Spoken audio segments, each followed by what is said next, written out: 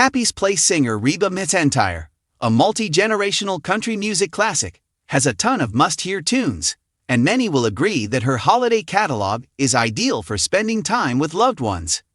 We're going to relive McEntire's classic holiday tunes because the music of the season is officially in full force as the weather gets colder and loved ones get together for the holidays. Her 1987 version of The Christmas Guest, a spoken-word CD in which McEntire reads the poem calmingly while an acoustic guitar plays hypnotic strumming, is part of the voice coach's extensive library of holiday records. With a touching morale at the center of the story and a rich background, McEntire's rendition of The Christmas Guest is a must-hear for lovers of gospel and country holiday carols. In the recording, Conrad, a cobbler, has a dream that he will receive a visit from God on Christmas Day. Conrad gets ready for the prestigious visit by getting his house ready for his honored guest. Instead, Conrad gets 3 pop-ins from tired travelers who are in terrible need of his assistance: a fearful, lost child, a tired old woman in desperate need of a hot cup of tea, and a starved and chilly guy. Conrad assists them all while worrying tensely about the Lord's delayed return. God unexpectedly visits Conrad just as he starts to lose hope in the Lord's coming, saying, "3 times I knocked, 3 times I came in / and each time I found the warmth of a friend / of all the gifts love is the best / I was honored to be your Christmas guest." A retelling of Helen Steiner Rice's poetry, The Story of the Christmas Guest.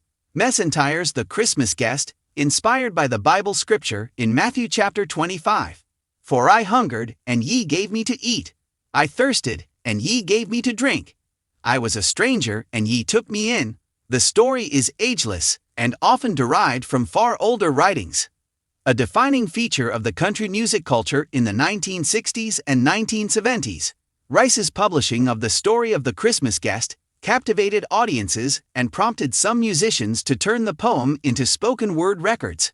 The poem was first recorded on a studio album by country music legend Grandpa Jones, who released the project as a condensed version of The Christmas Guest.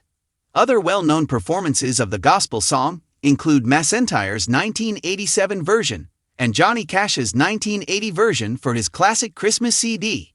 The Christmas Guest, Stories and Songs of Christmas. Andy Griffith's 2003 holiday CD was inspired by the song. When the holidays arrive, McEntire enjoys giving his listeners Christmas songs as a gift. Fortunately for fans, McEntire has a slew of upbeat holiday songs, and her 1987 performance of The Christmas Guest is a must-hear.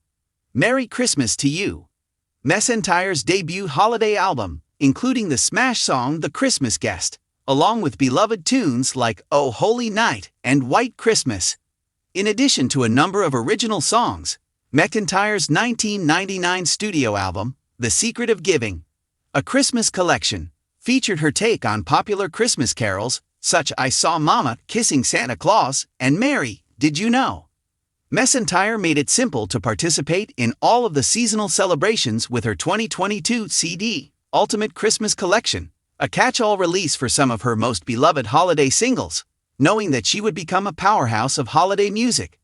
For a lively listen, fans can also stream Run Run Rudolph, 2025, McEntire's most recent holiday offering. Christmas is simply an enjoyable season. In a December 2017 episode of the Jesus Calling podcast, McEntire reaffirmed the sentiment behind her spoken-word recording.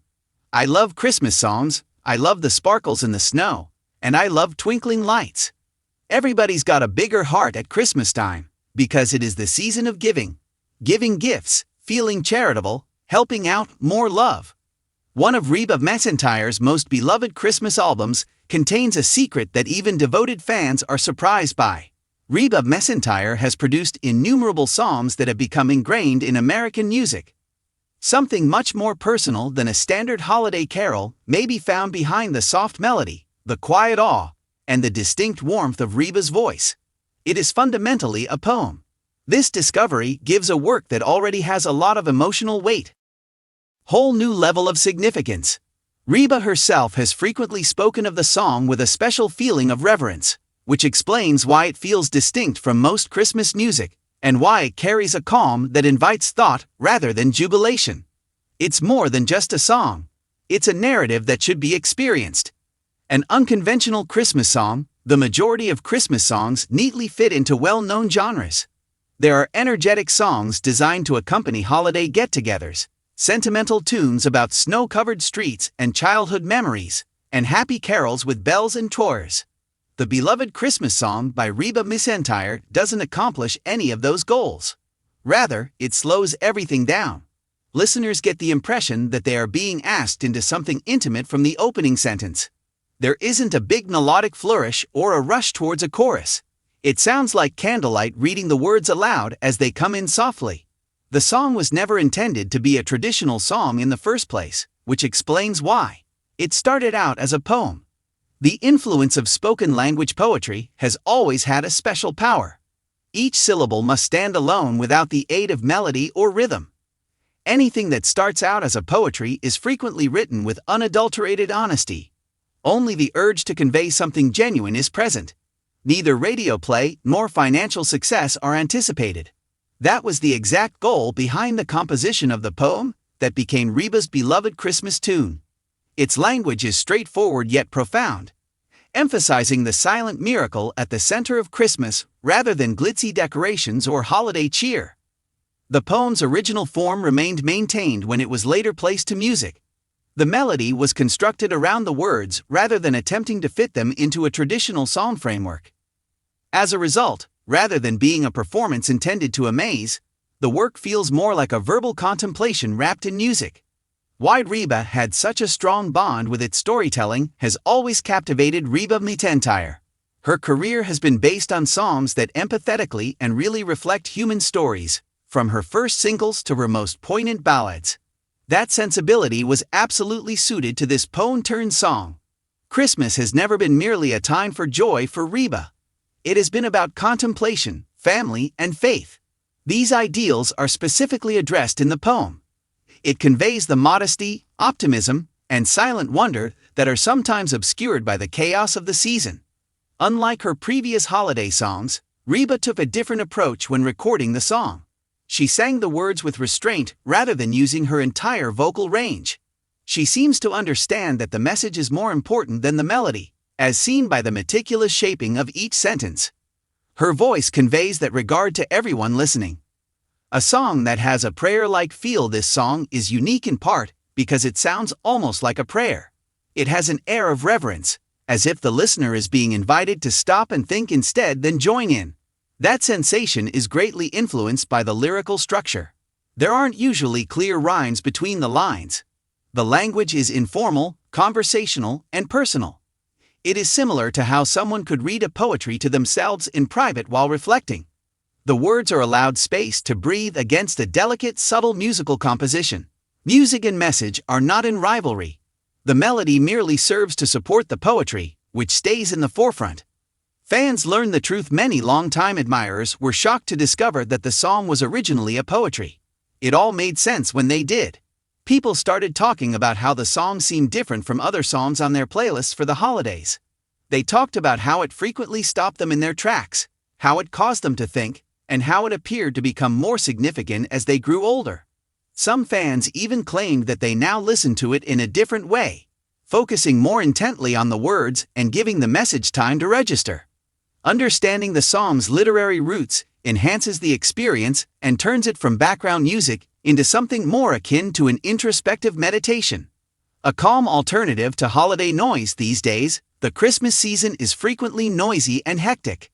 The spiritual and emotional essence of the holiday can be overshadowed by shopping lists, packed supermarkets, and never-ending commitments. Reba's Christmas song, which is based on a poem, provides a counterbalance to that mayhem. It encourages silence. It challenges listeners to recall the original significance of the season. It functions similarly to poetry. In that regard, in a world that seldom ever slows down, it produces a moment of pause. Perhaps this explains why so many listeners keep coming back to it year after year, frequently in peaceful times when they are by themselves. The bravery to be subtlety is dangerous in the music business. In particular, Christmas albums frequently strive for large, joyous occasions that may vie for listeners' attention. Having the boldness and artistic conviction to include a song that is really a poetry set to music is necessary. Both have always been a part of Reba McEntire. She realized that a Christmas song doesn't have to be loud to have impact. The quietest tunes can sometimes make the biggest impression. She let the poem's meaning shine through without interruption by respecting its original form. Her long-standing preference for authenticity above fads is shown in her choice. A track that develops with the audience. Great poetry is characterized by its ability to evolve with the reader. In later age, words that had a certain resonance in youth may acquire completely different meanings. This also applies to Reba's beloved Christmas tune. Younger listeners can find it soothing and calming. It can be incredibly moving for elderly listeners, particularly those who have gone through loss or adversity. Reba's speech reflects the joy and sorrow she has experienced in her own life. She sings like someone who comprehends the deeper currents of the words, not merely as a performance. A mirror of Reba's creative spirit. When considering Reba McEntire's career, it seems appropriate that this song started out as a poem. She has always been drawn to content that speaks the truth, even if it is subtle or painful. That same creative spirit may be heard in this Christmas tune. It's not ostentatious. It doesn't look for praise. It only provides a little moment of grace and honesty. A poem set to music stands out at a time when music is frequently absorbed swiftly and forgotten just as quickly. It requires patience, focus, and transparency. Why it is still so valuable, the honesty of this song is what makes it so beloved. It has an unmanufactured emotional purity because it started out as a poem. It wasn't written to satisfy a tracklist. Rather, it was written to convey a significant message. Reba's version respects that source. She doesn't embellish or sing too much. She has faith that the words will work. That trust forges a connection between supporters. Listening to the music is more like spending some peaceful time with someone who is aware of the deeper significance of the season than it is like consuming amusement. Concluding remarks. One of Reba McEntire's favorite Christmas tunes serves as a reminder that sometimes the most impactful music starts with words rather than a melody. The song, which began as a poem, has a profundity and awe that distinguish it from other holiday songs. A straightforward poem was elevated to a timeless Christmas reflection by Reba's careful delivery and profound regard for the subject matter. This composition encourages listeners to take their time, pay great attention, and re-establish a connection with the spirit of the season.